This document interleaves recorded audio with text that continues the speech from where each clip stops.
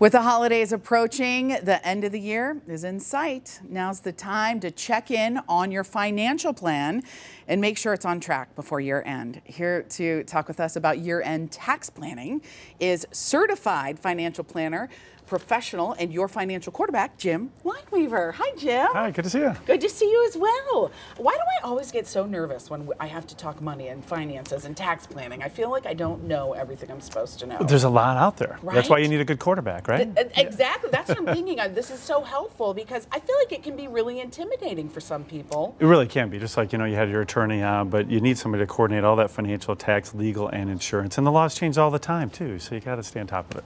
And right now is the time we got to look at our contributions. You do. Your year-end tax planning and stuff deals with contributions because if anybody's working for an employer, you can put $19,500 away into your 401k if you're less than age 50, and you can add another catch-up provision to get you all the way up to $26,000 for pre-tax contributions if you want. But it has to be through payroll, so you can't just wait. You only got a few pays left to try to max that out. And for those people that are going to plan into 2022, those contribution limits go up by $1,000. So you'll even be able to put more away next year. Oh my goodness. See, this is why we need you to tell us these things. And as we get ready for tax planning, what do we need to do? Well, what else you want to do is look at everywhere you can possibly get a deduction for the end of the year. So if you're over age 72, you can do your qualified charitable distributions. That means money can go directly from your IRA to the charity, and guess what? No taxes.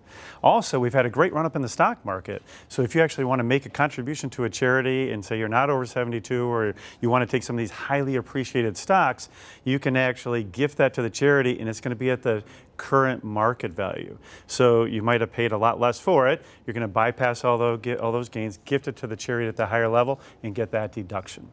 And then also a lot of people might want to use donor advised funds. So you can actually put money into it, have your family kind of work together to make kind of a legacy of charitable giving over time. And that contribution is also tax deductible, but it has to be in by the end of the year.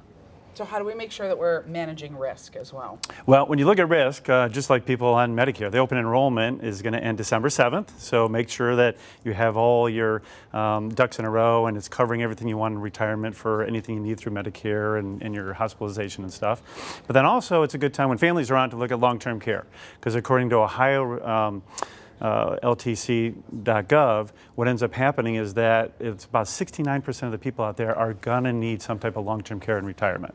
So it's a good time to say, hey, family going to come in and pinch a hit for you? Are they going to be visiting you more often than just the holidays to take care of you? Or are you going to be in a facility or what are you going to do? So family planning right now, while everybody's around, is really good to address some of these concerns. Yeah, big time future planning. So how's it best to do that? I think you suggest a family meeting to get it all? Yeah, it would be great. And not only touch base on the long-term care side, but also the estate planning. So you probably named an executor, you probably named a trustee, and have those people moved out of state, have their family dynamics changed.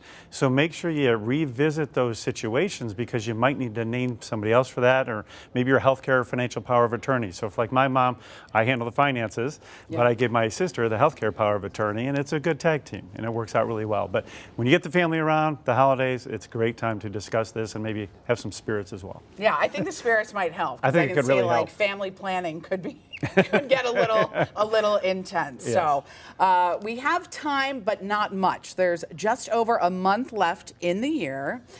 If you have questions about your portfolio and you want to make sure your financial strategy is on track for this year and into the next, you can call Jim and his whole team. And don't miss the Financial Quarterback leading into the news Sunday with Chris Wallace.